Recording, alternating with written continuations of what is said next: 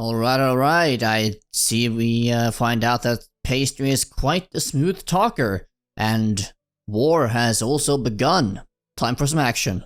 Welcome back to VikingGnomeAnime, the anime channel with the most based, wholesome, and downright legendary takes on the internet, at least most of the time. Today we are reviewing episode 10 of Sweet Reincarnation, and there were a lot of good things in this episode as well that I overall enjoyed, both in terms of humor and in terms of plot development and action. So of course, we continue from the cliffhanger from last episode, where the Count Retes basically tried to shatter the engagement with Licorice, or otherwise just destabilize the engagement with Pastry and her. But as Pastry is a very smooth talker, and he goes to make a candied apple, etc. as well, and says some sweet words, he ends up winning Licorice back and soothing her worries and fears, and basically strengthening the relationship anew. So good on them. We do, of course, in this area as well, at this time, see how Licorice, she still has these self-doubt issues and self-confidence issues and other such inner demons that she deals with. We've seen these many times before throughout the season, so that's nothing new, but, still they keep emphasizing these points with her and her personality. One question I have, though, is that does everyone know of Pastry's abilities now in terms of his ability to copy magic in his close circle? For example, we hear from the guard that him and the headmistress, or the assistant basically of Licorice, saw him from the point he got back with the candied apple. Does that mean they saw him teleport back using teleport magic? If they did, that means both of them know he can copy magic or use more than one type of magic, which is a really big deal, right? If that is a thing, then what implications might this have? I mean, for his own guard, okay, it's not that important. I mean, he's part of the sort of Mortland fiefdom, and he's loyal, I suppose. But for the sort of headmistress of Licorice, she is overall loyal to Licorice, sure, but also the Margravedom of Huberek, etc. So, might she not tell someone that he has these abilities if she saw that? How well is his ability really maintained in his close circle at this point in time? I'm not quite sure. I'm quite interested to see if they do anything with that moving forward. We do also see Pastry getting some well-deserved revenge on Count Retes with the candy wrapper. I quite enjoyed that section. I had a smirk and a small laugh, especially when she made the comment, it's like, God damn it, now people think I like him young, and I've gotten all these engagement proposals from 8-year-olds. It's like, alright, well, you reap what you sow, lady. You reap what you sow. Outside of that, though, I was quite happy to see how things are now moving forward. With all the profits he made from the hard candies already, he's now going to get a lot of goats, and he's getting chickens, and he's getting just more livestock in general, right? He's building up his fiefdom to be able to produce candy and a lot of other things, for that matter, but sort of securing their food supplies and of course, ingredients to make desserts, which I suppose will be their main export, which will allow him to have a ton of profits to be able to invest in more things to grow the fiefdom more, right? And again, just keep growing and building and going really along this nation building route, as we have seen slowly develop throughout this season, which is, to me, the strongest point of the show and a really strong reason to enjoy it.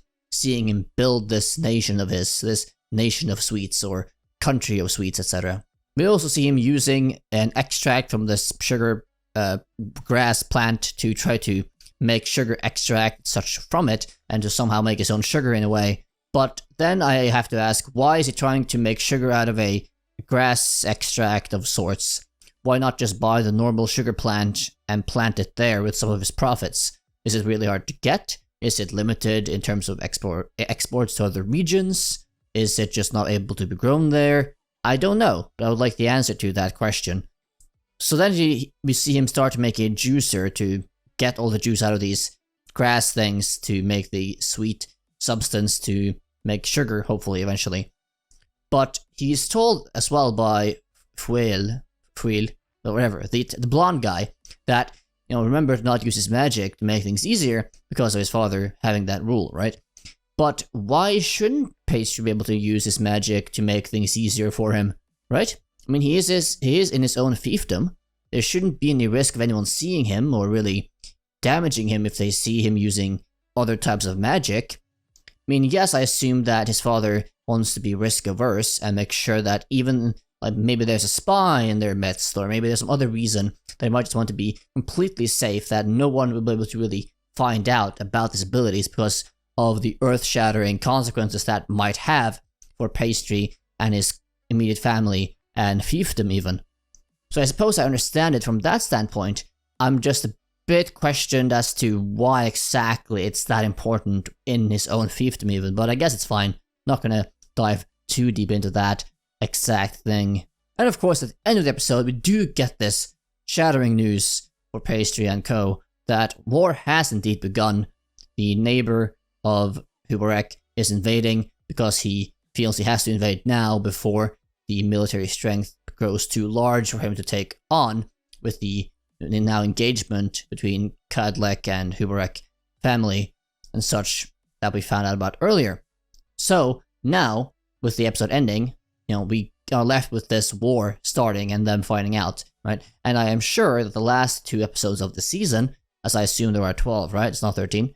We will see Pastry, I assume, have to get involved in the conflict and somehow deal with new challenges and hardships and difficulties, and how he has to overcome these to either maybe find a solution to the conflict or some sort of armistice, or generally just somehow be involved in some way and form. And I assume the season will end with some sort of solution or resolution to the conflict and war, if not some sort of cliffhanger near the end of it for the next season to continue on.